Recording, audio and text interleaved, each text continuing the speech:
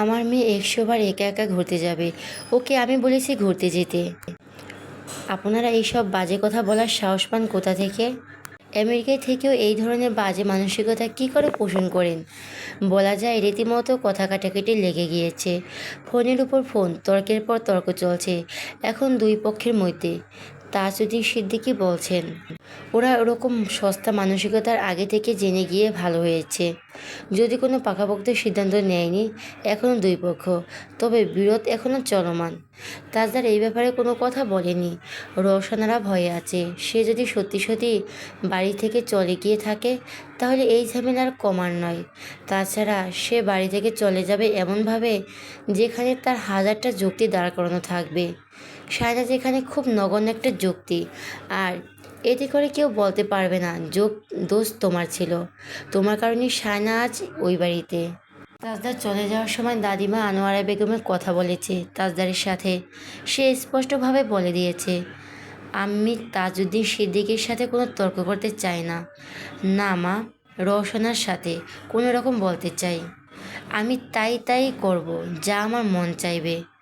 This is not a family, it is an entire factory of devils. Anwara Begum বলেন, নুবার বিয়েটা নিয়ে ঝামেলা চলছে। So what? এই ফ্যামিলিতে ঝামেলা ছাড়া কোনো কাজ হয়েছে? তোমার বউকে তুমি গিয়ে নিয়ে আসতে পারো।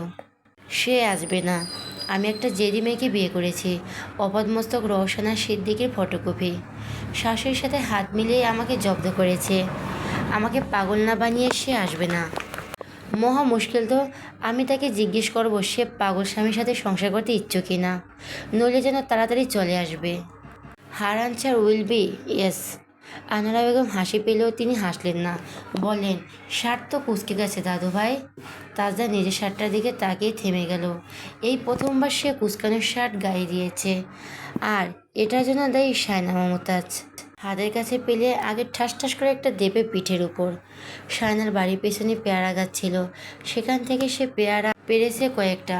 চাচাতো বোনদের নিয়ে ঘাটে বসে মরিচ দিয়ে খসখস করে খাচ্ছিল, তখনই সেখানে তিতলি এলো। সায়নাকে সবটা খুলে বলল। সায়না বলল, কোথায় গিয়েছে বলেনি? তিতলি বলল, ঘুরতে টুরতে চলে যাবে। দেশে আসার পর থেকে তো কোথাও ঘুরতে যায়নি। আম্মু একটা কথা বলছে তোমাকে। সায়না মনে মনে ভাবছিল তিতলি এরকম কিছু বলবে, আর সেটা সত্যিই হলো। তিতলি বলল, আম্মু বলেছে ভাইয়ার সামনে যোগাযোগ রাখতে। আম্মুর ফোন রিসিভ করেনি। আব্বুর সাথে তো কথাই বলবে না। বড় ভাইয়া রেগে আছে, ফোন দেবে না। তোমাকে সকাল থেকে একবারও ফোন দেয়নি। সায়না দুই পাশে মাথা নাড়ল। তিতলি বলল, এখন একটা ফোন দাও। সায়না বলল, রাতে করব, এখন রিসিভ করলে তুমি কথা বলবে? তিতলি বলল, আচ্ছা। সায়না তাজদারের নাম্বারে কল দিল। রিং পড়তে লাগলো। কিছুক্ষণ পর রিসিভ হলো। তিতলি শুরুতেই সালাম দিল। আসসালামু আলাইকুম ভাইয়া, আমি তিতলি। ওয়ালাইকুম আসসালাম। তুমি ওখানে কী করছো? আপনি আম্মুর ফোন রিসিভ করছেন না। আমি তোমাকে কি প্রশ্ন করেছি? তিতলি দাঁত দিয়ে নখ খুঁড়তে লাগলো। বলল, আমি আপনার সাথে কথা বলার জন্য এসেছি। ফোন রাখো, ঘরে যাও। তিতলি ফোন রেখে দিল। সায়না দিকে ফোন বাড়িয়ে দিয়ে বলল, নাও। সায়না জানতে চাইল কি বলল। তিতলি বিরক্ত হয়ে চলে যেতে যেতে বলল, ধুর, আমাকে বোকা খাওয়ানোর জন্য সবাই পাঠায়। আমি বাড়ি ছেড়ে কোথাও চলে যাব। সায়না তার যাওয়ার পথে চেয়ে রইল। সায়না মেসেজে টাইপ করলো, কোথায় যাওয়া হয়েছে, লিখে মেসেজটা পাঠিয়ে দিল। যদিও তার ফোনে অত বেশি ব্যালেন্স নেই। কিছুক্ষণ পর মেসেজটি রিপ্লাই এলো, ওলাই ইউর ওয়ান ম্যাচিন। সায়না লিখল, I am about to block you. Tajdar পাঠালো, ওল চাওয়াট use this word most. Saina বলো, টাটা, বাই বাই।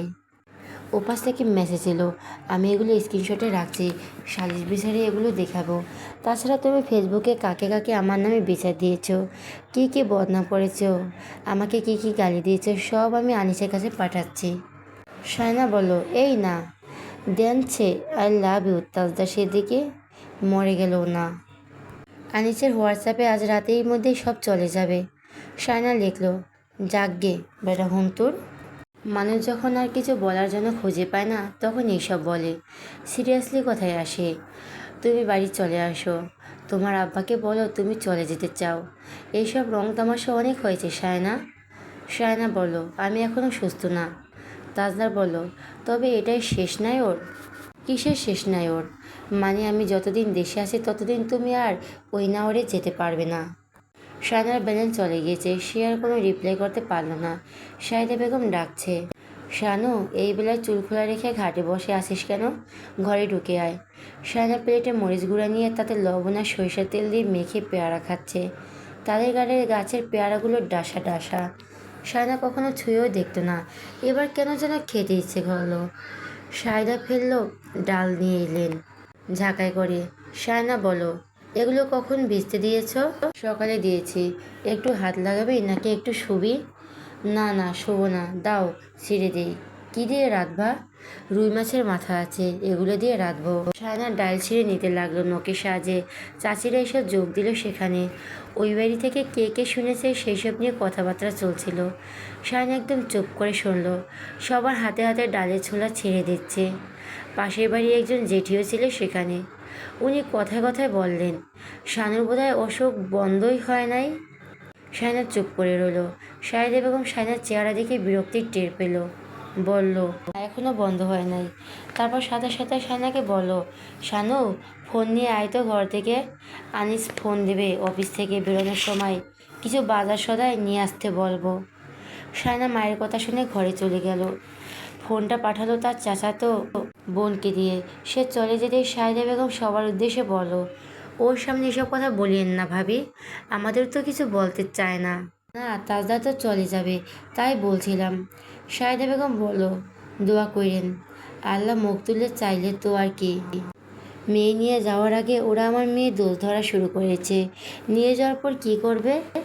আমার কাছে ফোন রেকর্ডগুলো আছে। ওরা মাপ না চাইলেও আমি আর একটা ফোনও তুলব না। আমার মেয়ের নামে আজে বাজে কথা কেন বলল? তাজউদ্দিন সিদ্দিকী গর্জন করলেন। রওশনা পেছনে এসে দাঁড়ালেন, বললেন, আপনি এখানে দাঁড়িয়ে চেঁচাচ্ছেন কেন? ভেতরে যান, মানুষ শুনবে। তাজউদ্দিন সিদ্দিকী গর্জন করতে করতে ভেতরে চলে গেলেন। তৌসিফের কাছে এইমাত্র তাজদারের ফোন এসেছে। সে জানতে চাইল নুবা নাকি অসুস্থ। দুই পরিবারের ঝামেলা নিয়ে টেনশনে করছিল। এখন টেনশন করলে কি হবে? কাজ করার আগে ভাবা উচিত ছিল। তৌচি বলো, তুমি বাড়ি কবে আসবে? কবে আসবো সেটা তো জানার কথা। তৌচিপ চুপ করে রইল। তাজদার জানতে চাইল, ওরা কী ডিসিশন নিয়েছে? বড় আম্মু বলেছিল শায়নাকে নিয়ে আসার কথা, কিন্তু বড় আব্বু বলল। তাজদার শীতল কণ্ঠে জানতে চাইল, মানা করেছে। তৌচিপ আমতা আমতা করে বলল, তুমি এসব বাড়িতে বললে আমি ফেঁসে যাব। বড় আব্বু আমাকে বকাঝকা করবেন তখন। তাজদার একটা ফোঁসে করে দীর্ঘশ্বাস ছেড়ে বলল, ওরা সবাই মিলে অপমান করে এসেছে, এখন আনতে যাব আমি? তৌচিপ চুপ করে রইল। তাজদার ফোনের ওপাশে গর্জাতে লাগলো। তৌচিপ চুপ করে রইল। সে বাজারের কাছাকাছি আছে। শাওন এসে পেট চাপড় দিল। তৌচিপ ফোন রেখে তার সাথে হাসলো। কোথায় গিয়েছিস? মাঠে ছিলাম। বাজার করবি? হ্যাঁ, আর বলিস না, তোর বোনের জামাই আমার মাথা নষ্ট করে দেবে। কেন? বউ বাপের বাড়িতে চলে গেছে তাই মাথা খারাপ। শাওন বলো, চলে যেতেও বলবে, চলে গেলে আবার মাথা নষ্ট। তো হচ্ছে বলো, আর বলিস না ওর কথা। বিয়ে করেছ, দুনিয়ার সব ঝড় তুফান যাচ্ছে আমার উপর দিয়ে। বউ সামনে থাকলে দোষ, চলে গেলেও দোষ। এদিকে আমার বেকার বলে বউ পাই না। শাওন শব্দ করে হেসে উঠল। দূর ভাই, তোদের ইউরোপ আমেরিকা মামা চাচা আছে, চিন্তা নেই, ওখানে গেলে বউ পেয়ে যাবি। আমরাই হতভাগা, শালার একটা ভালো চাকরি নেই এই গরিবের দেশে। সবাই কি রেজাল্ট ভালো থাকবে? কোনো মতে টেনে টুনে পড়াশোনা তো শেষ করেছি, এখন চাকরি না পেলে গরু ছাগলের ব্যবসা দেওয়া ছাড়া আর উপায় নেই। তৌচি বলো, পেয়ে যাবি পেয়ে যাবি, চিন্তা নেই। বাজার করবি? শাওন বলো, মেজ ভাইয়া বাজারে আসতে বলছিল, তাই এলাম। দাঁড়া, ফোন নিয়ে জিজ্ঞেস করে নেই। ওরা দুজন হাতে হাতে বাজারের ভিতরে চলে গেল। বাচ্চাটা পড়তে এসেছে আসরের পর। ছুটি হতে হতে মাগরিবের আজান দিয়ে ফেলেছে। সায়না মাগরিবের নামাজ পড়ে নিল। নামাজ পড়া শেষে বাচ্চাদের হোমওয়ার্কে দিয়ে ছুটি দিয়ে দিল। বাইরে আধার, তাই সে ফ্ল্যাশ লাইট জ্বালিয়ে বাচ্চাদের পেছনে উঠানে এলো। মাগরিবের সময় বাড়ির ছোট ছোট ছেলেমেয়েরা একসাথে বসে গজল গায়। সায়না মেজো চাচা ছোট চাচা ছেলেমেয়েরা গজল গাইছে। বাচ্চারা যে যার বাড়িতে চলে যেতেই শায়না বাড়ির দিকে পা বাড়াচ্ছিল। ঠিক তখনই শায়না শায়না বলে কেউ একজন ডাকলো। শায়না চট করে ঘাড় ঘুরিয়ে ফিরিয়ে তাকালো। রওশনারা কণ্ঠস্বর। শায়না সাড়া দিল, জি। এদিকে আসো, একটু কথা আছে। শায়না পা বাড়ালো। রওশনাকে কেমন অস্থির দেখাচ্ছে। শায়না জানতে চাইল, কি হয়েছে বড় আম্মু? রওশনারা বলেন, তাজ তোমাকে ফোন দিয়েছে? না। তুমি দাওনি? শায়না দুপাশে মাথা নাড়ল। না আসলে। রওশনারা তাকে থামিয়ে দিয়ে বলল, ও দেয়নি কিন্তু তোমার দেওয়া উচিত ছিল না। দুজনে এরকম করলে কিভাবে হবে? তোমার তো ওকে ফোন দেওয়া উচিত ছিল। সব এখন আমি শিখিয়ে পড়িয়ে দেব? ঝামেলা যা হয়েছে তা নিয়ে তো বসে থাকা যাবে না। তাজ ওর আব্বাকে ফোন করে বলল, তোমাকে নাকি ও নিতে আসবে কাল, কিন্তু বাড়িতে নিয়ে যাবে না। ও নাকি বাসা ঠিক করেছে, ওই বাসায় নিয়ে যাবে। এই বাড়িতে তোমাকে আর কোনো দিন আসতে দেবে না। তুমি ওকে ফোন করে বলো তোমার বড় আব্বুর উপর রাগ করে কোনো সিদ্ধান্ত না নিতে। বাপ ছেলে কী শুরু করেছে বুঝতেই পারছি না। শায়না বলো, তুমি ফোন করেছো? না, ও তো বলেছিল আমার সাথে কথাবার্তা বলবে না। আমিও ফোন দিলেও কথা বলবে না। শায়না বলো, আচ্ছা আমি দেখি। দেখি না, ওকে বলো তোমার বড় বউ এখন তানচুবার এইসব ঝামেলায় আছে, তাই রেগে কি না কি বলেছে। শায়না তো জানে রাগে সত্যিটাই বলেছে বড় বউ। সে তো আশ্বাস দিল রওশনাকে। বলল, আমি ফোন দেব। শায়না কিছুক্ষণ পর ফোন করলো। তাজদার রিসিভ করলো না। শায়না এক নাগাড়ে ফোন দিতে লাগলো। রিসিভ না করে কতক্ষণ থাকবে? সে 10 মিনিট ধরে ফোন দিয়েই গেল। শেষবার ফোন রিসিভ হতেই ওপাশ থেকে কাঠখোড়া কণ্ঠস্বর বলল, হ্যালো, তাজদা সিদ্দিকী স্পিকিং। শায়না নিজেকে সামনে নিয়ে বলল, আপনি কি শুরু করেছেন এইসব? আমাকে অশান্তিতে রাখেন ভালো কথা, আমি তো পরের মেয়ে, কিন্তু নিজের বাড়ির মানুষ কাউকে শান্তি দিচ্ছে না। আপনি ওদিকে ঝামেলা করবেন আর সমস্ত দোষ চাপাবেন আমার ঘাড়ে। নিজের খাসিয়ত পাল্টান, নইলে এমন একটা সময় আসবে যে নিজের পাশে কাউকে পাবেন না, একদম একা হয়ে যাবেন। বাসা নিলে আমি আপনার সাথে ধীরে ধীরে করে চলে যাব। চৌকাট আমাকে না মারাতে বলেছেন, আমি মারাবো না। সেটা হোক কলতার নিবাস কিংবা অন্য কোনো বসবাড়ি। আমি যাব না মানে যাব না। আপনাকে বুঝতে হবে, মুখ আছে বলে যা তা বলা দেওয়া যাবে না। আমি যদি আপনাকে একবার বলতাম আমাদের বাড়ির চৌকাট কখনো মারাবেন না, তাহলে আপনি কোনো দিন আসতেন? আপনি মুখে যা আসে তাই বলে দেবেন, আমি কষ্ট পাবো। তারপর আপনার মনে হবে আপনি ভুল করেছেন, তা দেখে আমি আবার ধেই ধেই করে আপনার সাথে ফিরে যাব। তাহলে ভুল ভাবছেন। আপনার এইসব বাজে খুশিও ততদিন না কমবে ততদিন আমি আপনার কাছে যাব না। রাগে তাড়াতাড়ি মুখ দিয়ে কোনো কথাই বের হচ্ছে না। তোমার সাহস? আমার সাহসের এখনো কিছু দেখেননি। সাহস শুধু আপনার আছে, নিজেকে প্রশ্ন করুন, যা করেছেন তা ঠিক করেছেন কি না। বাড়তি কথা বলবে না, একদম বলবে না। আমাকে যেগুলো বললে সেগুলো তোমার শ্বশুর শাশুড়িকে বলো, কারণ তারাও তোমাকে অপমান করেছিল। শায়না ক্ষীণ কণ্ঠে বলল, যে বিয়ে করেছে সেই হারতে বসেছে করে, ওরা কোন ছাই? হোয়াট? আমি আর তারা? থামলেন কেন? আপনি আর তারা আলাদা নয়, আপনি করেন তাই ওরাও সুযোগ পায়। আপনি কোনোদিন আমাকে সম্মান দিয়ে কথা বলছেন মনে করুন তো? মাথা তুলে নাচতে বলছো? বউকে মাথা তুলে সবাই নাচাতে পারে না, মেরুদণ্ড থাকা লাগে, গাইডস লাগে, মন লাগে। আপনি শেখেননি কীভাবে একটা মেয়েকে সম্মান দিতে হয়। যদি শিখতেন, আমি বউ নয় মেয়ে হওয়ার কারণ হলো একটু সম্মান পেতাম। বউ হিসাবে মাথায় ওঠা তো বহুদূর। আপনি তো শুধু বড় বড় ডিগ্রি অর্জন করেছেন, আর কিছুই শেখেননি। নিজে সব ঝামেলা তৈরি করে আর তারপর সব আমার ঘাড়ে চাপিয়ে দেন। আশেপাশের মানুষজন বলছে বউ নিয়ে এগিয়ে যাওয়ার পর থেকে ওদের বাড়িতে ঝামেলা লেগেই আছে। যাদের নিজেদের ছেলেরই হাজারটা ঝামেলা তৈরি করে সেখানে পরে মেয়েটা কী করবে? আপনি ঠিক হলে তবে আমাকে কথা শোনানোর আগে দুইবার ভাববে। নিজেই তো সুযোগ দিচ্ছেন সবাইকে। তাজদার সাথে গিয়ে ফোন কেটে দিল। এরপর একদিন, দুদিন, 3 দিন, 4 দিন, এক সপ্তাহ কেটে গেল। কোনো সারা শব্দ পাওয়া গেল না তার কোনো খোঁজখবর পরিবারে কেউই পেল না। তাই এইসব দেখে শেষমেশ তৌসিফের বাবা তৈবুদ্দিন সিদ্দিকী আর তাজদারের মামা, ফুপা, খালা সবাই এসে শায়নাকে নিয়ে গেল। আফসার সাহেব বললেন, আপনারা এসেছেন বলে আমি মেয়ে ছাড়ছি না। আমার মেয়ে নিজের ঝামেলা সইতে না পেরে চলে যাওয়ার সিদ্ধান্ত নিয়েছে। তবে এবার যদি আমার মেয়েকে আর ছোটো করা হয়, ও আর কোনো দিন ওই বাড়িতে যাবে না। শায়না এমনি এমনি রাজি হয়নি। বিয়ের পর থেকে তাজদারের সমস্ত বিহেভিয়ার পরিস্থিতির সংক্ষেপকে উল্লেখ করে সে প্যারোসেট গ্রুপে পোস্ট করেছিল। সেখানে বেশিরভাগ মেয়েরই তাজদারকে তুলোধুনো করেছে। বলা যায় 60% মেয়েই তাকে পরামর্শ দিয়েছে তাজদার সিদ্দিকী না আসা পর্যন্ত সে যেন না যায় শ্বশুরবাড়িতে। বাকি 40 মিনিটের মধ্যে 10% তার দোষ দিয়েছে, 10% স্বামী ভক্ত দেখিয়ে চলে যেতে বলেছে।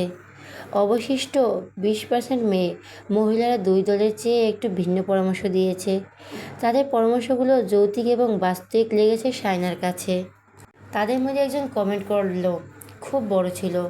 শায়না সেটা মনোযোগ দিয়ে পড়েছে। মহিলাটি লিখলেন, সাংসারিক জীবনের দীর্ঘ অভিজ্ঞতা আমাকে শিখিয়েছে নার্সিসিস্ট ও ডোমিনেস্টিস সবার পুরুষদের সঙ্গে তেরামি করে পাল্টা জবাব দিলে ঘৃণা দেখালে লাভ হয় না, বরং তারা আরও বেশি জেদি হয়ে ওঠে। এদের সঠিকভাবে সামলাতে হলে গলায় আওয়াজের বদলে বুদ্ধি খাটিয়ে মাথা ঠান্ডা রেখে চাল দিতে হয়।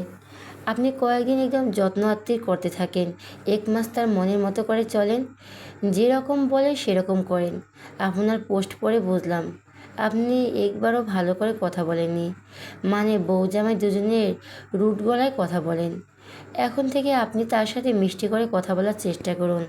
আগ বাড়িয়ে তার কাপড় চোপড় ধুয়ে দিন, আয়রন করে দিন, খাবার দাবার বেড়ে দিন। তাকে ফিল করান যে সে এতদিন যোগাযোগ বন্ধ করে রাখায় আপনি কষ্ট পেয়েছেন। আপনাদের আপনাদের সম্পর্ক আরও গাঢ় করুন, তাতে তাকে আরও এক্সপ্লোর করুন, তাতে পুরোপুরি জানুক। তারপর 1 মাস পর যত্ন নেওয়া ছেড়ে দিন। মানে ব্যাপারটা আপনাকে খুবই স্মার্টলি হ্যান্ডেল করতে হবে, যাতে তার কাছে অতিরঞ্জিত না লাগে। আবার যখন ইগনোর করা শুরু করবে তখন যেন মনে না হয় আপনার আগের কাণ্ডগুলো অভিনয় কিংবা আপনার একটা প্ল্যান ছিল। আপনি ইগনোর করা শুরু করে তার আসল রূপ থেকে বেরিয়ে আসেন। সে আপনার ইগোর কথা কারণ জানতে চাইবে, বুঝতে চাইবে, তাকে ভাবাবে। আর যদি না ভাবায় আগের মতো বিহেভ করে তাহলে বলবো, এরকম জামাইকে বুড়ো আঙুল দেখিয়ে চলে আসবেন। সুযোগ বারবার দেওয়া উচিত নয়। আপনি যেহেতু বলছেন আপনি বিয়েটার প্রতি সিরিয়াস হতে চান, সম্পর্কটার সুযোগ দিতে চান, বিয়ে ভাঙা এইসব পসিবল না, তাই আপনার জন্য এই সাজেশন রইল। কারণ এতে করে আপনিও আপনার মধ্যে চেঞ্জেস আনতে পারবেন, তার মধ্যেও চেঞ্জেস আনতে পারবেন। বোন সংসারে বুদ্ধি খাটিয়ে চলতে হয়, সব নিজেকে আদায় করে নিতে হয়। আপনাকে কেউ সমর্থ করবে না, আপনি যা চান তা কখনই কেউ সহজে মেনে নেবে না। যেখানে নিজের পরিবার আপনার কাছে কথা শোনায়, সেখানে পরের ছেলেটা আপনাকে বুঝে ফেলবে এমন আশা রাখাটাই ভুল। সে যদি সরি বলতে না জানে তাহলে আপনি প্রথমে সরি বলে তাকে শেখান, সরি বলতে শেখান। সে কারো কথা শোনে না, আপনি তার কথা মন দিয়ে শুনুন। সে আপনাকে দেখে থুতু ছুঁড়ত, তাই আপনি তাকে দেখে থুতু ছুঁড়ে জবাব দিতে পারবেন না। সে ভাববে তার আর আপনার মধ্যে কোনো পার্থক্য নেই, তাহলে সে যা করছে তাই ঠিক। এত কিছুর পরও যদি না শেখে, বোঝে, না শুনে, তখন ফাইনাল সিদ্ধান্ত নেবেন। আমি আপনার সিচুয়েশন বুঝতে পারছি, আপনার সিদ্ধান্তহীনতায় ভুগছেন। ভাইদের ওপর বসেও খেতে চাচ্ছেন না, আবার বরের কাছেও ফিরতে চাচ্ছেন না। আপনাকে আমি যা বলছি তা একবার ট্রাই দেখুন। আর আপনি যদি নিজ থেকে যান তার কাছে, তাহলে আমার মনে হয় আপনি উঁচুতেই থাকবেন, কারণ আপনি সুযোগটা দিয়েছেন। তার মধ্যে যদি এইটুকু মনুষ্যত্ব বেঁচে থাকে, তাহলে সে এই সুযোগ দেওয়ার আপনার উপর কৃতজ্ঞ থাকবে। ভালো থাকুন, আল্লাহ হাফেজ। শায়নার মনে হলো এই ধরনের একটা গাইড তার প্রয়োজন ছিল। বাকিগুলো কমেন্ট তার কাছে তুচ্ছ মনে হলো। এতদিন ধরে সে সিদ্ধান্তহীনতায় ভুগছিল, সঠিক পরামর্শের অভাবে কী করবে বুঝে উঠতে পারছিল না, এমনকি নিজের ভুলগুলো চোখে পড়ছিল না। এবার সব কিছু যেন পরিষ্কার হয়ে গেল, শক্তি ফিরে পেল সে। এই অস্ত্র তো আর আগে থেকে জানতো, কারণ সে নিজে এরকম স্বভাবের মেয়ে। শুধু মাঝখানে তাজদা সিদ্দিকীর সঙ্গে ঠেকা দিতে গিয়ে নিজেকে বদলাতে চেয়েছিল, নিজের চারপাশে একটা মেকি খোলস গড়ে তুলছিল, কিন্তু তা তাকে শাস্তি তো দেয়নি, উল্টো তাকে ভুল পথে ঠেলে দিয়েছিল। কলতানে ফিরে যাওয়ার পরের দিন রাত 10:30টার দিকে তাজদা সিদ্দিকী এলো বাড়িতে। বাড়ির সামনে গাড়ি থামতে সবার ভেতর ভেতর উচ্ছ্বাসিত হলো। তিতলি দৌড়ে এসে মাকে গিয়ে খবরটা দিয়ে এলো। কারো দিকে তাকালো না তাজদার, সোজা ভেতরে ঢুকে এলো আনোয়ারা বেগমের একটা প্রশ্নের জবাব দিয়ে। চুলের দাড়ি হালকা বেড়েছে, চেহারা একদম শক্ত, তবে আগের মতো উজ্জ্বল নেই। কিছু একটা বেশ কম হয়েছে, তা তার চেহারা দেখে বোঝা যাচ্ছে। বাড়ির ভিতর পা রাখতেই দেখলো সায়না মেঝেতে বসে টিভি দেখছে। সে যেতে যেতে থমকে দাঁড়ালো। বহু বছর আগেকার একটা দৃশ্য তফাৎ হচ্ছে। সায়না মমতাজ তখন প্রতিবেশী ছিল, আর আজ বউ। কিছুক্ষণ পর পর সায়নার পাশে তিতলি এসে বসলো। তৌচিপে হলো। তারা লুডো খেলছে টিভি দেখতে দেখতে। তাজদার একটা একটা করে সিঁড়ি বেয়ে নিচের ঘরে চলে গেল। সায়না, তিতলি আর তৌসিফের সাথে লুডো খেলায় মগ্ন। আরও 10-12 মিনিট লাগবে খেলা শেষ হতে। এই মুহূর্তে টান টান উত্তেজনা, খেলা ছেড়ে ওঠা যাবে না। তৌসিফ বলল, সাহেব এসেছেন, তোমার সাথে তোমার চলে যাওয়া উচিত। সায়না বলল, তাহলে মেনে নিন আমি জিতলাম। তিতলি বলল, তা হবে না, আমি জিতবো। সায়না বলল, তাহলে তাহলে উঠবো না, আমি জিতবো। এই মুহূর্তে অন্যদিকে মনোযোগ দেওয়ার কঠিন। বলা যায় সে কাজ যেভাবে পারছে নিজেদের ব্যস্ত দেখাচ্ছে। তাজদার সিদ্দিকি বাড়ি ফিরছে, এটা নিয়ে আপাতত কোনো কথাবার্তা নেই। যা হওয়ার তা বাড়িতে তা পা রাখার আগেই হয়ে গেছে। খেলায় শেষমেশ সায়নায় জিতল। কিছুক্ষণ পর তৌসিফও জিতে গেল। শেষমেশ তিতলি হেরে গেল। সে তৌসিফের শার্ট চেপে ধরে বলল, আরেকবার খেলবো, আমি জিতলে তারপর খেলা শেষ হবে। তৌসিফ বলল, আবারও মারা খাবি, সাবধান। না, আমি শোধ করব। বেশ বেশ সায়না, তুমি যদিও সিদ্দিকী সাহেবের নইলে কেলেঙ্কারি শুরু করে দেবে। সায়না রান্নাঘরে চলে গেল। গরুর দুধ যা ছিল সব কিছু দিয়ে চা বানিয়ে ফেনা হয়েছে। সায়না ঝিমলিকে জিজ্ঞেস করলো, ভাবি, ফ্রিজ থেকে দুধের বোতল বের করব? চা তো বানানো শেষ। সায়না বলো, কফির জন্য? ঝিমলি বলো, ও হ্যাঁ, মেজ ভাই এসেছেন শুনলাম, আমাকে জিজ্ঞেস করব। জোহরা বেগম এসে দুধের বোতল বের করে দিল। বড় ভয়ে আছে। সায়না বলল, এগুলো তো তরল হতে অনেক সময় লাগবে। জোহরা বেগম বললেন, আগে জানলে তো বের করে রাখতাম। চা খাবে কি না জিজ্ঞেস করো। সায়না বলল, আচ্ছা, নিয়ে যাই। সে কাপে চা ঢেলে নিল। লেয়ার পরোটা ভাজা হয়েছে। তাজদার সিদ্দিকী তেলের নাস্তা খাবে না এখন। সে প্লেটের উপর কাপটা রেখে বিস্কিটের বয়ম খুলল। 2 হাত রকমের বিস্কুট আছে এখনো। সে এক র্যাপার বিস্কুট তুলে নিল প্লেটে। জোহরা বেগম বলল, তাজ, লাক্সেরটা খাবো মাঝখানে, ওখান থেকে 2 প্যাকেট নাও। সায়না ওনার কথা মতো নেকচার বিস্কুট প্যাকেট তুলে নিলে ছোট ছোট ছোট দুটো প্যাকেট টেনে প্লেটে তুলে দিয়ে ছোট ট্রেতে তুলে নিল সব। তারপর মাথায় ঘোমটা তুলে রান্নাঘর থেকে বেরিয়ে এলো। পথে তিতলির সাথে দেখা হলো। সে র্যাপার থেকে বিস্কিট তুলে মুখে পুরে দিল। সায়না হাসলেন। তিতলি তার সাথে হেসে কেঁদে রান্নাঘরের দিকে চলে গেল। প্রতিমধ্যে আবার তৌসিফের সাথে দেখা। তৌসিফ হেসে বলল, অল দ্য বেস্ট। সায়না বলল, আপনি রেডি থাকবেন, হুকুম আসতেছে, আর মনে করিয়ে দিও না।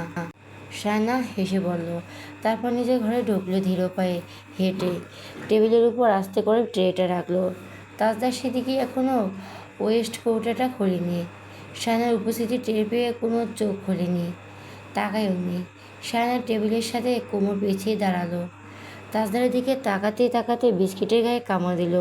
তাজদার ওয়েস্ট কোটটায় মুখ খুলছিল। ঠিক তখনই সায়না গলা ঝাঁকালো। তাজদার তার দিকে সরাসরি তাকালো। সায়নার ইশারা বুঝেও বোঝার ভান করে আছে। তারপরে সায়না কাপটা নিয়ে ততক্ষণে সামনে হাজির। কাপটা বাড়িয়ে দিতে তাজদার তার দিকে তাকালো। গলা ঝেড়ে বলল, আমি ফ্রেশ হওয়ার আগেই চা খাবো? সায়না পাল্টাও প্রশ্ন করলো, ফ্রেশ হয়ে এসে ঠান্ডা চা খাবেন? তাজদার কাপটা হাতে নিল। সায়না বলল, আবার ঢেলে দেবে না যেন, শ্বশুরবাড়ির কাপ ভাঙতে আমার মায়া হয়। তাজদার তার দিকে একদৃষ্টিতে চেয়ে রইল। সায়না মনে করিয়ে দিল, চা ঠান্ডা হয়ে যাচ্ছে। তাজদার চোখ সরিয়ে চায়ের কাপে চুমুক বসালো। সায়না আবারও আরেক জায়গায় গিয়ে দাঁড়ালো। প্রশ্ন করলো, তো কোথায় চেয়েছিলে এতদিন? তাজদার গম্ভীর মুখে উত্তর দিল, আমার থাকার জায়গাটা অভাব নেই। জায়গাটা কোথায় বলবি? তাজদার গম্ভীর মুখে উত্তর দিল, আমার থাকার জায়গার অভাব নেই। জায়গাটা কোথায়? ঢাকায়। ভালোই। তাজরা যান্ত্রিক স্বরে ঠান্ডা চোখে তাকিয়ে জিজ্ঞেস করলো, ইউ মিস সায়না মমতাজ? সায়নার ঠোঁটের কোণে একটুখানি হাসি রেখা দেখা দিল। সে মিথ্যে বলল, ইয়েস, আফটার অল বিয়ে করা বর। মাথার চুল আর গায়ের দাড়িটারে দেখছি বেড়েছে বেশ। ব্যাপারটা দেখার মতো ইন্টারেস্টিং। তাজার গালে হাত দিয়ে দাড়ি চুলকাতে চুলকাতে বলো, ভাবছি রবীন্দ্রনাথ সাজবো। সায়না বলো, your life your yes choice. Tajdar সাথে সাথে বলো, এক্স্যাক্টলি, অবশ্যই আমার চয়েস দারুণ। সায়না তার দিকে তাকালো। তাজদা বলো, সামনে তার জলজান্ত প্রমাণ দাঁড়িয়ে আছে। সায়না মিষ্টি এসে বলো, থ্যাঙ্কস। হাসিনা যেন ধারালো খড়গড়। সায়না জানতে চাইলো, খড়গড়? Yes, no doubt. আপনার কি কেটে নিয়েছে? মাথা, মগজ, সামনে আর কিছু নেই নেওয়ার মতো ধাক্কা চলছে? সায়না আরও হেসে বলল, আগে বলবেন না অস্ত্র আমার কাছেই আছে। তাজদা সেদিকে গম্ভীর মুখে বলল, জানতাম তুমি এটা জানার পরে এই সদ্ব্যবহার করবে না। সায়না চায়ের কাপটা তার হাতে নিয়ে ফেলল, বলল, বাড়ি থেকে যে পারফিউম গায়ে মেখে এসেছেন সেটা ধুয়ে ফেলুন। হোক, সামনে দাঁড়ানো যাচ্ছে না। তাজার বুঝে ফেল তার ঘামের গন্ধকে বোঝাচ্ছে সায়না মমতাজ। তার ঘাম নিয়ে যত আপত্তি। এদিকে অন্যান্য মেয়েরা বরের গায়ে ঘ্রাণকে পারে না পারফিউম হিসেবে ইউজ করতে। সে গম গম করে বলল, আমার ঘাম নিয়ে এই ধরনের কথাবার্তা আমি শুনতে চাই না সায়না মমতাজ। রেজিস্ট্রেশন দেওয়া রইল। সায়না রসিকতা করে বলল, আপনার ঘামও দেখছি অপমানিত বোধ করে। সরি সরি, আপনি একটা কাজ করুন, নিজের শার্টটা খুলে নিজে একবার শুকে দেখুন। তাজদা সেদিকে ভীষণ অপমানিত বোধ করলো। অপমানিত বোধ করলে তার চেহারা রং এভাবে পাল্টে যায়। সায়না মনে মনে হাসল, বলল, আপনি জানেন মেয়েদের সবচেয়ে প্রিয় গান কোনটি? তাজদার তার দিকে কৌতূহলী দৃষ্টিতে তাকালো, যেন সায়না মমতাজ তাকে এখন একটা পারফিউমের নাম বলবে। সে বলল, আই ডোন্ট থিঙ্ক তোমার পছন্দের কোনো পারফিউম আমার গায়ে মাখলে তুমি তা অ্যাপ্রিসিয়েট করবে। সায়না বলল, আমার মুড নষ্ট। আনসারটা করতে পারলাম না, সরি। তাজা সোজাসাপটা বলল, আমি আজকে গোসল করবো না, ডিসিশন ফাইনাল। সায়না ট্রেন নিয়ে বেরিয়ে যেতে যেতে বলল, বিছানা থেকে ঠেলে ফেলে দিব প্রমিস। তাজদার বোতাম খুলতে খুলতে আয়নার দিকে তাকালো। তাজদার আশায় রাতের জন্য আলাদা করে সবজি রান্না করতে হয়েছে, তেল মরিচ কম দিয়ে। সে একটু কাঁচা থাকা এমন সবজি খেতে পছন্দ করে। সায়নাও এমন। বড় বড় পছন্দের মিল আছে এদিক থেকে। তাই সবজি রান্না কাজটাই সায়নাকেই করতে হলো। তাজা ঝোল দিয়ে রান্না করা মাছ খেতে পছন্দ করে না, তাই তার জন্য কয়েক টুকরো ভাজতে হলো। রওশনারা জানতে চাইলেন, এতদিন কোথায় ছিল? বলেছে, ঢাকায়। সন্দেহ ঠিক ছিল, কিন্তু বলেছে তোমাকে? না। সাদা ছোট ছোট ওলকচু, পটল, কাঁকরোল আর আলুর মধ্যে কয়েকটা ছুরি ছুটকি দিয়েছে। 1 কেজি 1200 টাকা নিয়েছে শুটকিগুলো। তরকারিতে কয়েক টুকরো দিয়ে ভীষণ স্বাদ আসে। এখানে শুটকি ছাড়া তরকারি কেউ খায় না বললেই চলে।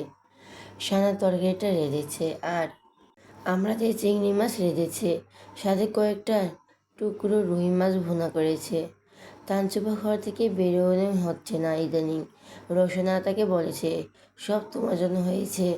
বিয়ের কথা ঠিকঠাক হলে মেয়েদের একটু সাবধানে থাকতে হয়। তানচুপা ভীষণ বিরক্ত। ওই বাড়িতে বউ হয়ে যাওয়ায় তার জীবনটা মাই লাইফ নয় অফকোর্স, বরং একটা কমিটমেন্টে জড়ানো আছে। তাদের স্বরূপ দেখে ফেলাটা তার জন্য এক প্রকার ব্লেসিং। সে এবার সেন্ট মার্টিন গিয়ে এনজয় করবে বন্ধুবান্ধব নিয়ে। কে তাকে আটকায় সে দেখবে। তিতলি আর সায়না মিলে টেবিল সাজিয়ে ফেলেছে। কিছুক্ষণ পর সেখানে তৌসি পেল। ঢাকনা উল্টে চিংড়ি দেখার পর তিতলির দিকে তাকিয়ে বলল, সঙ্গী হলে চিংড়ি ভাগ পাইবেন। তিতলি হেসে বলল, 2টা তুলে দাও। তৌসিফ চামচে করে চিংড়ি মাছ তুলে একটা তিতলির দিকে বাড়িয়ে দিল, আরেকটা নিয়ে জোড়াজুড়ি করে সায়নার মুখে ঢুকিয়ে দিল। খেতে খেতে বলল, চোরদের সঙ্গ দেবে কিন্তু নিজে সাধু সাজবে, তা হয় নাকি? সায়না চিংড়িটা মুখে দিয়ে দাঁড়িয়ে আছে হতবাক হয়ে। ঠিক তখনই তাজদার চলে এলো। তৌসিফকে বলল, বাড়ির বাকি সদস্যরা কোথায়? তৌসিফ সায়নার দিকে তাকালো। চিংড়ি মাছটা এখনো খাওয়া হয়নি। সায়না তো একটু চিবানো এখন। সে তিতলির দিকে চেয়ে রইল। তিতলি চিংড়িটা গালের একপাশে রেখে কিছু বলার চেষ্টা করলো। ঠিক তখনই বেগম হাজির। তিতলিকে গাল নাড়তে দেখে বলল, এখানে দাঁড়িয়ে দাঁড়িয়ে ছাগলের মতো কি চিবাচ্ছ? যাও, সবাইকে ডেকে নিয়ে আসো। তিতলি মাথা দুলিয়ে দ্রুত গা ঢাকা দিল। তৌসিফ আর শায়না ফেঁসে গেল। দুজনেই দুজনের দিকে তাকিয়ে চুপ করে দাঁড়িয়ে আছে। শায়না তো লজ্জায় মাটি ফাঁক করে ঢুকে যেতে ইচ্ছে করছে। অসভ্য দুটো তাকে ইচ্ছে করে ফাঁসিয়ে দিল।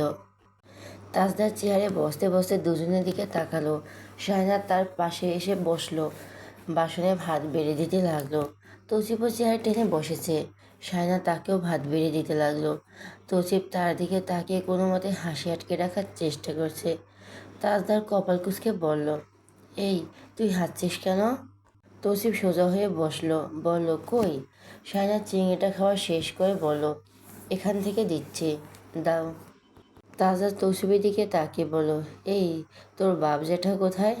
আসছে নাকি আমার সামনে বসে খেতে চাইছে না? পরে খাবি বোধ হয়। পরে তো খাবি। আমাকে ফেস করার সাহস আছে ওদের। ওদের পলিটাক নিয়ে আমি ধরে ফেলেছি, তাই ওরা আমার সামনে সহজেই আসবে না। রাহেন এসে চেয়ার টেনে বসতে বসতে বলো, কখন এলি? দেরি হয়েছে। জার্নি করে এসেছিস, একটু খেয়ে দিয়ে ঘুমা। আমি সকালে সব সলভ করে যাব। তুই সলভ করার চেষ্টা করছিস কখন? তাদের খাওয়া থামিয়ে বলল। সলভ করার পরটা বন্ধ করেছে কে? ঝেমলে এসে বলো, থাক না, আপনারা ভাইয়েরা এসব তর্ক করে কি সমাধান করবেন? তাজদা খেয়ে খেয়ে ঘরে চলে গেল সোজা। দাদিমা এসে বিছানায় বসলো। বলল, বউ বিছানা টিছানা ঠিকঠাক করে রেখেছে, মেজাজ ঠান্ডা করে ঘুমাও। এইসব নিয়ে আর কোনো কথাবার্তা তুলো না। পরে মেয়েরা কি ভাববে? ভাববে ওরা নিজেরাই ঠিক নেই, আবার আমাকেই দোষ দেয় রে। পরের মেয়ের সামনে মাকে নিয়ে কটূক্তি করা ভালো কাজ নয় দাদু ভাই। মা তো কষ্ট পাবে। দাদার ল্যাপটপটা বন্ধ করে দাদিমার দিকে তাকিয়ে বলল, চার সন্তানকে চার চোখে দেখলে এরকম কষ্ট পেতেই হবে।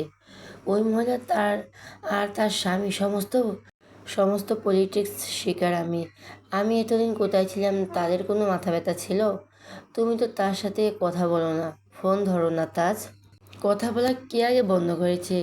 মহিলা আমার সাথে কথা বলা বন্ধ তো করলোই, তো করবি। তার আগে আমাকে মুখ দেখানো বন্ধ করে দেবে। বয়স তো কম হচ্ছে না, তিনি এখন এইসব বাচ্চামো আচরণ কেন ছাড়ছেন না? মা বলে আমি অনেক কিছুতে তাকে ছাড় দিই, দোষ ত্রুটি বলি না, কিন্তু আসল কালপ্রিট উনি আর ওনার স্বামী। আমি ভুল করলে তাদের মেন কাজ হবে সেই ভুলটা আমাকে প্রকট করে তোলা। এই ফ্যামিলির পলিটিক্স কি আজকের? শেষে তাজদার গলার আওয়াজ বড় হয়ে এলো। দাদিমাও ভড়কে গেছেন। এসেছেন শান্তভাবে কথা বলার জন্য। এখন মনে হচ্ছে না আসাটাই উচিত ছিল। তৌসিফ ঘরের সামনে দাঁড়িয়ে সবটা জটলা পড়াকিয়ে ওদের দাঁড়িয়ে তাজদারের কথাগুলো শোনা যাচ্ছে, যেহেতু সে বড় বড় করে বলেছে। রোশনারা নিজের বুকে কিল মারছেন, তিতলি ঝিলমিল আটকাতে চাইছেন, কিন্তু তিনি থামছেনই না। সেখানে ভীতু হয়ে দাঁড়িয়ে আছে। এইসব কি হচ্ছে এই বাড়িতে? সে এখানে বউ হয়ে না এলে তো এসব কথা জানতেই পারতো না। জোহরা বেগম রুক্ষস্বরে তাকে বলল, এখানে দাঁড়িয়ে আছো কেন? ওকে থামতে বলো। মাকে চলে আসতে বলো ওষুধ খাওয়ানোর জন্য। ছেলেটা ওর মাকে মেরেই ছাড়বে। শায়না পা কাঁপছে। সে দ্রুত পায়ে হেঁটে ভেতরে ঢুকে এসে বলল, দাদু আপনাকে ডাকছে ছোট মা। হ্যাঁ যাচ্ছে, ওষুধটা খাওয়া হয়নি। উনি বেরিয়ে যেতেই শায়না দরজা বন্ধ করে দিয়ে তাজদার দিকে তাকালো। তাজদার সে দেখি নিঃশ্বাসের আগে ফেঁপে উঠছেন। শায়না বলল, ছাদে যাবেন? তাজদার কপাল কুঁচকে তার দিকে তাকালো। শায়না বলল, ওখানে ইচ্ছে মতো চিল্লাতে পারবেন। তাজদার বলল, তোমার সাথে আমার কোনো কথা নেই। তুমি আমারও বিরোধী দলের সদস্য। তুমি তোমার শ্বশুর শাশুড়ির দোষ দেখবে না, দেখবে আমার। সব দোষ আমার, কারণ আমি তোমাকে বিয়ে করেছি। আর আমি বুঝে গেছি মহিলা আর তার স্বামী আমার উপরে এই শোধ তুলেই ছাড়বে, কারণ আমি তাদের ছেলের পছন্দের মেয়েকে বিয়ে করিনি। It's our dirty family politics. Shayna Momtaz, তুমি এসব বুঝবে না। ওরা তোমাকেও আমার বিরুদ্ধে নিয়ে যেতে পেরেছে। বড় আম্মু কষ্ট পাচ্ছে, আপনি ভেবেচিন্তে কথা বলেন। আশ্চর্য, বুকে কিল মারছে তো মারছেই, এটা তার স্বভাবগত বৈশিষ্ট্য। সে রুমে দরজা বন্ধ করে বসে থাকবে, বুকে কিল মারবে, সিঁড়িদায় পড়ে যাবে, আবার মুখও দেখাবে না, মুখ দিয়ে আমার নাম নেবে না। She is a most dangerous lady in this family. তিনি আমার সাথে এমন বিহেভ করেন যেন আমি তার পেট থেকে জন্মগত শত্রু হয়ে বের হয়েছি। শায়না বিছানায় উঠে বসল। না, এই লোকটার কথা শোনা ছাড়া আর কোনো উপায়ই নেই। তার ছেলের কথা কাটাকাটি করার অ্যালার্জি নেই। বলতে থাকুন। সে কোলবালিশ টেনে নিয়ে গালে হাত চেপে তাজদারের সব কথা শুনে যেতে লাগলো। তাজদার কিছুক্ষণ পর তার বসা ধরন পরখ করে কপাল কুঁচকে তাকালো, কথা থামিয়ে দিয়ে বলল, এভাবে বসে কি শুনছ? আপনি যা বলছেন। তাজদার মুখ ফিরিয়ে নিল। শায়না বলল, যা বুঝলাম, আপনার আসল শত্রু আপনার এই মুখ। শুধু মুখের কথা দিয়ে আপনি হাজারটা শত্রু বানিয়েছেন। তাজদার বিছানায় শুয়ে পড়তে পড়তে বলল, তার মধ্যে তুমি একটা। ভবিষ্যতে তুমি এইরকম করবে। তুমি তোমার শাশুড়ি থেকে আরও বেশি বাড়বে। শায়না এখনও গালে হাত দিয়ে বসে রইল। তাজদার চোখের উপরে রেখে শুয়ে পড়ল। কিছুক্ষণ পর হাত সরিয়ে দিল, দেখলো শায়না একই ভঙ্গিতে বসে আছে। সে কপালটা আগের চাইতে 10 গুণ কুঁচকি ফেলে বলল, তুমি এইভাবে আমার মুখের দিকে তাকিয়ে কী ভাবছো? শায়না বলল, দেখছি আর কি। কি দেখছো? কোনো ভনিতা করবে না বেয়াদব। শায়না হেসে উঠে বলল, মানে আপনি যে পরিমাণে আপনি কোনোদিন মেয়েদের প্রেম নিবেদন করেননি। আবার কে? মানে অসহ্যকর, বিরক্তিকর। ওইসব নিবেদন বকাটেদের কাজ। শায়না হেসে বলল, ভুল বলছেন। আপনি অমন ছেলে নন যাকে দেখলে মেয়েরা প্রেমে পড়বে।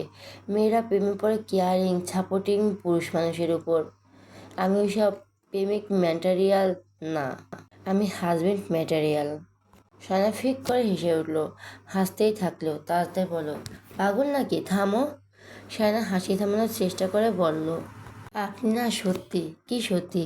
শায়না হাসতে হাসতে বলল, হাজবেন্ড ম্যাটেরিয়াল পুরুষ মানুষ বউ পাগলা হয়।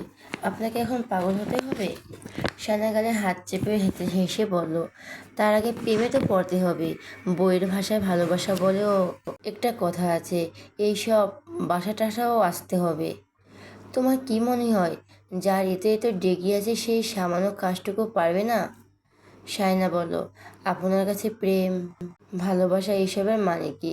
এইসব কি বাজারে পণ্য যে চাইলে নিজের মধ্যে ধারণ করা যায়? তাহলে? শায়না বালিশের মাথা রেখে শুয়ে পড়ল। বলল, এইসব প্রেম টেম খুব বড় একটা ফাঁদ। যে পড়েছে সে আর উঠতেই পারেনি। আমি জানি আপনি জেনে শুনে এইসব ভুল কাজ করতে যাবেন না, কারণ বুদ্ধিমানেরা প্রেমে পড়ে না। তাজদার সিদ্দিকী বলল, oh just shut up Saina Mumtaz. Tajdar Siddiqui পারে না এমন কোনো কাজ নেই। শায়না বলল, আচ্ছা তাহলে মাটিতে ঘুমিয়ে দেখান তো। এইসব না বলে সিরিয়াস কিছু বলো। শায়না কিছুক্ষণের জন্য ভাবুক হয়ে গেল। তেমন কোনো কিছু খুঁজে পেল না। শেষমেশ প্রশ্ন করল, আমার প্রিয় সিনেমার নাম কি বলুন তো? পারলে কী দেবে? চাওয়ার মতো কিছু চাইলে? তাজদার সিদ্দিকী বেশ ভাব নিয়ে গদগদ কণ্ঠে বলল, আকাশ ছোঁয়া ভালোবাসা। শায়না বলল, প্রিয় সঙ্গীত শিল্পী হাবিব ওয়াজিদ। শায়না চোখ বড় বড় করে তাকিয়ে রইল। তার ফেসবুক আইডি থেকে জানতে পেরেছে এই লোককে। চালাক রে বাবা। তাজদার বলল, ওয়েল, এবার আমার চাওয়ার কথা বলি। শায়না জানি কি চাইবে। সে বলল, জানি। তাজদার সিদ্দিকী তার উপর উঠে এসে বলল, ওই সিনেমাটা আমি দেখলাম, জগন একটা সিনেমা। সেখানে জগন একটা সিন আছে। হাওয়ার নামের একটা গান ছাদ থেকে টুপ করে একটা দোলনায় পড়ে, আর মেয়েটা দোলনা নিচে পড়ে সাপের মতো মোছামুছি করে, নাকটা তার উপর দুলে দুলে গান গায়।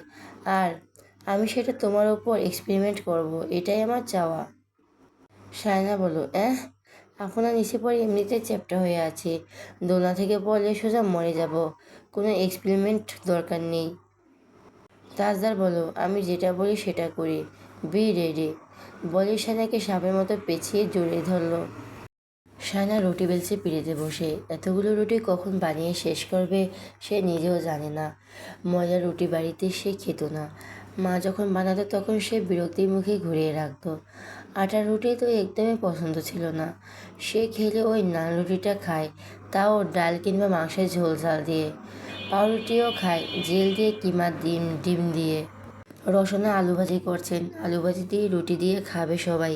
কয়েকটা ডিম পোস্ট করেছেন। শায়না রুটি বেলছে আর ঝিমড়ি পড়ছে। রসনার দোকানে রুটি খায় না। ওনার নাকি ইস্ট আর সোটার গন্ধ খুব বাজে লাগে। ওনারা সবাই ময়দার নরম নরম রুটি খেতে পছন্দ করে। শায়না প্রায় 30টার উপরে রুটি বেলে নিল।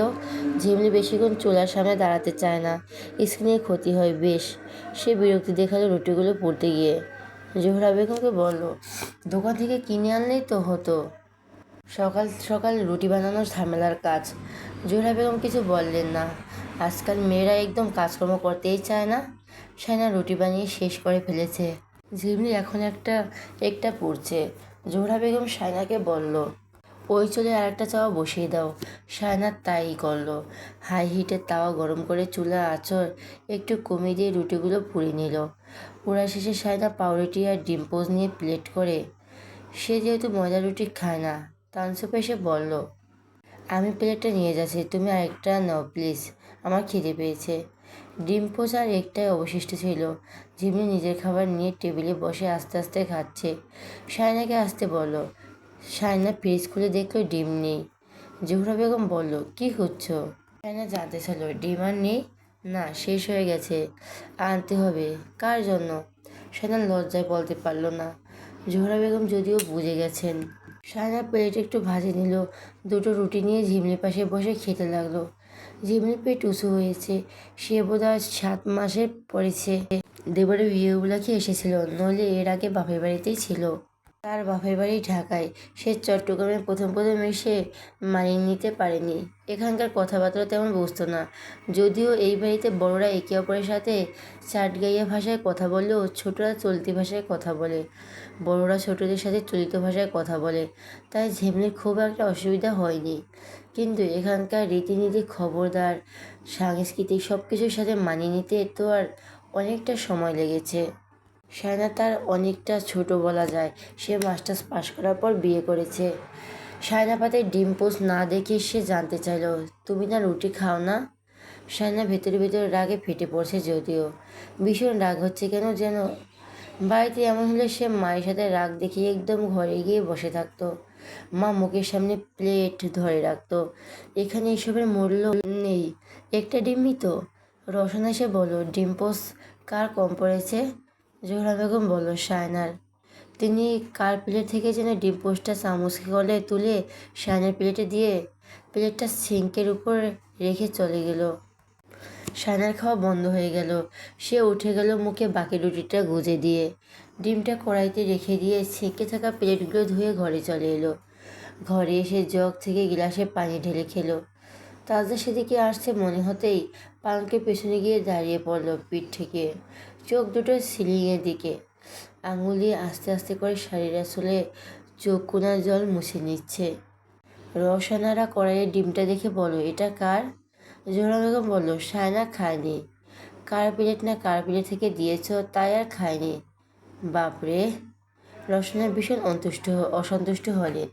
তাজা ঘরে আস্তে আস্তে তিতলিকে ডাকছে। তিতলি দৌড়ে দৌড়ে এসে দরজার সামনে দাঁড়িয়ে উকি দিল, জি ভাইয়া। সায়নাকে ডেকে দাও। সায়না তো কিচেনে নেই। তাজদার কপাল কুঁচকে গেল, তাহলে কোথায় যাবে? তুমি দেখে এসেছো নাকি আন্দাজে একটা কথা বলে দিলে? তিতলির মুখ চুপসে গেল। আমি ওকে কিচেনে দেখিনি, খুঁজে দেখো, বলো আমি ডাকছি, যাও। তিতলি দৌড়ে চলে গেল আবার। সাদা পালকের পেছন থেকে বের হলো তক্ষুনি। তাজার কপাল কুঁচকে তার দিকে তাকালো, বলল, আপনি ওইদিকে লুকিয়েছিলেন এতক্ষণ? সায়না বলল, হুম। লুকোচুরি খেলার ইচ্ছে হচ্ছে? সায়না হাসার অনর্থক চেষ্টা করলো, বলল, আপনার সাথে লুকোচুরি খেলে লাভ নেই, কারণ আমি লুকিয়ে পড়লে কারোর সাধ্য নেই আমাকে খুঁজে বের করার। তাজা সেদিকে কপালটা আরো কুঁচকে বলল, চ্যালেঞ্জ করছো? সায়না তার মুখের দিকে তীক্ষ্ণ দৃষ্টি নিক্ষেপ করে বলল, আমার সাথে এভাবে কথা বলবেন না, কপালটা মসৃণ করুন। এভাবে কপাল কুঁচকে রাখতে রাখতে কপালটা কুঁচকে যাবে। তাজদা নিজেকে স্বাভাবিক করে বলল, ওকে ফাইন। সায়না বলল, আমি আপনার সাথে কোনো প্রকার চ্যালেঞ্জ নিতে চাই না, নিলে তুমি হারবে। সায়না কুঁচকে থাকা বিছানার চাদর ঠিক করে নিতে নিতে বলল, আপনি হারবেন, লুকোচুরি খেলার আপনাকে আমি জীবনেও জিততে দেব না। তাজদা সেদিকে তার পেছনে এসে দাঁড়ালো, বলল, মানে তুমি বলতে চাইছো তুমি লুকিয়ে যাবে আর আমি তোমাকে খুঁজে পাবো না? সায়না তার দিকে ফিরে বলল, আমি চাই না এইসব খেলায় জড়াতে। আপনাকে একটা প্রশ্ন করি। তাজদার এবার ভুরু বাঁকা করে বলল, প্রশ্ন? সায়না সরাসরি প্রশ্নটা করল, আপনি কাকে সবথেকে ভালোবাসেন? অফকোর্স নিজেকে। I I love myself. Sayna বলল, আপনি কি এটা বিশ্বাস করেন যে আপনি ছাড়া অন্য কেউ নিজেকে ভালোবাসতে পারে? অফকোর্স। তাহলে এটাও মাথায় রাখুন, আই লাভ মাইসেলফ অলসো। তাই আমাকে আমার মতো করে থাকতে দিন। তাজা তাকে সমর্থন করে বলো, এটাই উচিত। মানুষ নিজেকে ছাড়া অন্য কাউকে ভালোবাসতে পারে না। শায়না তার কথাটায় অবাক হলেও সেটা প্রকাশ করলো না। ভেজা কাপড়গুলো হাতে তুলে নিজে নিজে প্রশ্ন করলো, মা বাবা তার সন্তানকে, ভাই আর তার বোনকে, বোন তার ভাইকে, স্ত্রী তার স্বামীকে, স্বামী তার স্ত্রীকে ভালোবাসতে পারে না বলছেন?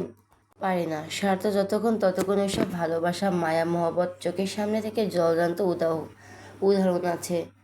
সাদা চট করে তার দিকে ফিরে কাট কাট গলায় বলল, একদম আমার দিকে আঙুল তুলবেন না। আপনি নিজেকে ছাড়া কাউকে ভালোবেসেছেন যে অন্য কারো দিকে আঙুল তুলে ফেলছেন? আপনাকে ভালোবাসার কথা আসতেই এখানে। কিন্তু আমি আমার পরিবারকে ভালোবাসি। আমি আমার মা বাবা ভাই বোন সবাইকে ভালোবাসি। তাদের কষ্ট দিয়ে কথা বললে সেই রাতে আমার ঘুম হয় না। তাদের কথা বাদ দিলাম।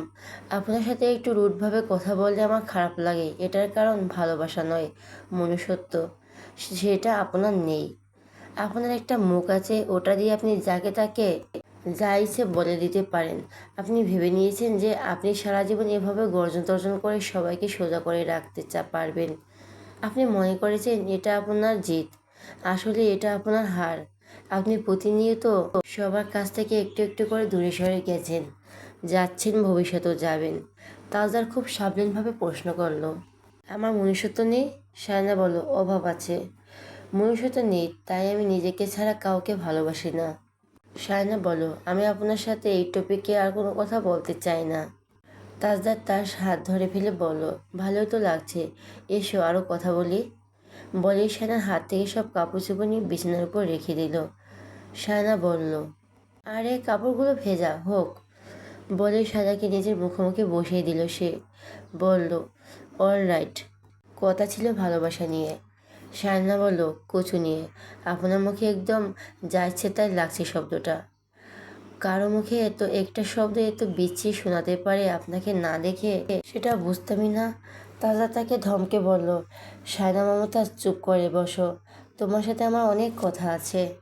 সায়না চুপ করে বসে রইল। বলুন। সময় 20 মিনিট। তাজা তাকে প্রশ্ন করলো, আমি তোমাকে চাই এটাই কি? সায়না সোজাসাপটা বলল, মোহ, যা খুব শিগগিরই শেষ হতে যাচ্ছে। জানতে চাইল, তারপর ফলাফল? আমাকে খুব বিরক্ত লাগবে। যারা কাউকে ভালোবাসে না তারা অন্যের প্রতি বেশি দিন মুগ্ধতা ধরে রাখতে পারে না। তাজদার তার দিকে সরু চোখে তাকালো। সায়না বলো, একদম এভাবে তাকাবেন না। আমি এইসব পছন্দ করি না। বলে সে চলে যাচ্ছিল। তাজদা তার হাত ধরে তাকে মুখোমুখি এখানে এনে বলল, আমার কি মনে হয় জানো সায়না মমতাজ, তোমার প্রতি আমার মুগ্ধতা কমার বদলে আরও বেড়ে যাবে। এটা অবশ্য আমার জন্য খুব খারাপ হবে। সায়না বলল, আমাকে কুঁচকে যাওয়া চামড়ার সাথে আর সাদা চুলের দারুণ দেখাবে, তা আমি জানি। ওহ নো সায়না মমতাজ, তুমি বুঝতে পারছো না। এখানে একটা ক্রিটিক্যাল ব্যাপার আছে। সায়না ব্যস্ত স্বরে বলল, আপনার মতো আইন আইনস্টাইনের সাথে আমার আর কোনো কথা নেই, আমার অনেক কাজ। তাজদার এবার রেগে গিয়ে বলল, আমি তোমাকে একটা কথা বলতে চাই। সায়না শান্ত হয়ে বসে বলল, বলুন। তাজদার সোজাসাপটা তার জবাব, তার বক্তব্য পেশ করলো, আমি তোমার সাথে কথা বলতে চাই। সায়না রেগেমেগে বলল, তো এতক্ষণ কার সাথে বলছেন বাবু মশাই? তাজদা সেদিকে ঠোঁট কামড়ে হাসলো। সায়না নাকে ঠোকা মেরে বলল, তুমি একদিন বড়ি হবে, লাঠি হাতে নিয়ে ঠকঠক করে হাঁটবে, সেদিনও আমার বাবু মশাই বলে ডাকবে, ফাইনাল? সায়না বলল, কি চালাক! আপনার কি মনে হয় আমার অত ধৈর্য হবে আপনাকে অতদিন ধরে সহ্য করার? আমার তো মনে হয় আপনার অত্যাচারে অত্যাচারে আমি অকালেই মরে যাব। তাজদার ভাবুক হয়ে গেল কিছুক্ষণের জন্য। মরে যাওয়া এত সহজ? এ তো বড় একটা কোন লজিক, কোন অ্যাঙ্গেল থেকে এই ধরনের কথা উচ্চারণ করে? সে চট করে সায়নার দিকে তাকালো। চোখ সরু তীক্ষ্ণ দৃষ্টিতে তাকিয়ে বলো, সায়না মমতাজ, তুমি আমায় এখনো চেনো না। সায়না সাহসী হয়ে উঠলেন। বলল, কি চিনি না? বলল, তাজউদ্দিন সিদ্দিকী চায় না তাকে কেউ ভালোবাসুক, কারণ সে কাউকে ভালোবাসে না। তারপর? কিন্তু সে যদি চায় কাউকে সে ভালোবাসবে এবং তাকে কেউ ভালোবাসুক, তাহলে এটা অসম্ভব কিছু নয়। মেটারমেন্ট হবে ইয়ারকুর ইয়ারকুর, ইকুয়াল ইকুয়াল। সায়না বলল, ভালোবাসলে সব উজাড় করে দিতে হয়, ক্যালকুলেটর করে ভালোবাসা হয় না বাবু মশাই। এটা আমার কথা না, এটা চরম সত্য। আপনার এই মেজারমেন্টের ভালোবাসাকে আমি নিকুচি করি। তাজদার চবর্গেও শব্দ করে বলল, তোমাকে আমি অন্যভাবে বোঝাই।